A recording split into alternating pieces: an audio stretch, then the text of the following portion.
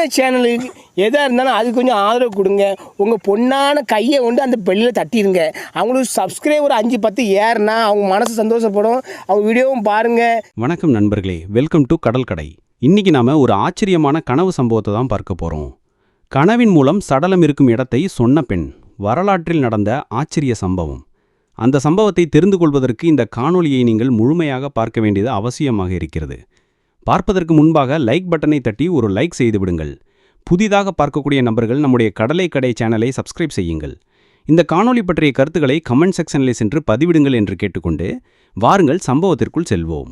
Enfield ஏ அமெரிக்காவில் வெர்மான் நகருக்கு அருகில் உள்ள ஒரு நகரம் என்ஃபீல்ட். இன்று அது வளர்ந்த நகரமாக உள்ளது. ஆனால் 18ஆம் நூற்றாண்டில் சிறு கிராமமாகவே இருந்தது. மொத்த மக்கள் தொகையை 1000ற்குள் தான். என்ஃபீல்ட் இயற்கை எழி நிறைந்த ஒரு ஊர். அங்கிருந்த ஒரு பிரம்மாண்டமான ஏரி ஊரின் அழகிற்கு மேலும் மெருகூட்டியது. 1898ஆம் ஆண்டு அக்டோபர் மாதத்தில் அந்த ஊரில் வசித்து வந்த பெர்தா என்ற இளம்பெண் காணாமல் போனாள். மாலையில் வீட்டை விட்டு சென்ற பெண் இரவாங்கியும் திரும்பி வராததால் பெற்றோர் கவலை கொண்டனர். இரவில் ஊர் முழுவதும் தேடியும் பலன் இல்லை. அடுத்த நாள் காலையில் ஊரில் உள்ள ஆண்கள் 150 பேர் சேர்ந்து சிறு சிறு குழுக்களாக பிரிந்து ஊரை அடுத்திருந்த காட்டுப்பகுதி முழுக்க தேடி பார்த்தனர். பலன் இல்லை. ஏரிக்கரையிலும் தேடி பார்த்தனர். காணவில்லை. பெர்தா காணாமல் போன இரவில் என்ஃபீல்டுக்கு 6 கிலோமீட்டர் தொலைவில் இருந்த ஒரு கிராமத்தில் வசித்து வந்த நெல்லி டைட்டில் என்ற பெண்மணிக்கு ஒரு கனவு வந்தது. அந்த கனவில் என்ஃபீல்டு கிராமத்து ஏரியின் குறுக்கே உள்ள பாலத்தில் ஒரு இளம்பெண் நடந்து செல்வதாகவும் பாதி வழியில் அவன் தவறி ஏரிக்குள் விழுந்து விடுவதாகவும் வந்தது. அடுத்த நாள் காலையில் இந்த கனவு குறித்து தனது கணவரிடமும் சில தோழிகளிடமும் அவள் கூறினாள். ஆனால் யாரும் அதை பெரிதெடுத்து கொள்ளவில்லை. ஆனால் அடுத்த நாள் பக்கத்து ஊரில் ஒரு இளம்பெண் காணாமல் போனதாக தகவல் வந்தபோதுதான் நெல்லி கண்ட கனவில் ஏதோ விஷயம் இருக்கிறது என அவளது கணவர் நினைத்தார். பெர்தா காணாமல் போன அன்று மாலையில் அவள் ஏரியின் குறுக்கே இருந்த மரப்பாலத்தின் மீது பெர்தா நடந்து சென்றதை தான் பார்த்ததாக அவ்வூர் கருமானின் மனைவி ஒரு தகவல் தந்தாள். நீரில் மூழ்கி தேடுவதில் தேர்ச்சி பெற்ற சிலர் ஏரியினுள் மூழ்கி தேடினர். ஒரு நாள் முழுவதும் தேடியும் பலன் இல்லை. அன்றிரவு நெல்லி டைட்டிலிற்கு மற்றொரு கனவு மிக தெளிவாக வந்தது. அதில் ஒரு இளம்பெண்ணின் உடல் ஏரிப்படுகையில் தலைகீழாக புதைந்திருந்தது. ஒரு கால் மட்டுமே வெளியே நீட்டிக்கொண்டிருந்தது. அதில் சிவப்பு நிற புதிய செருப்பும் அணிந்திருந்ததும் தெரிந்தது.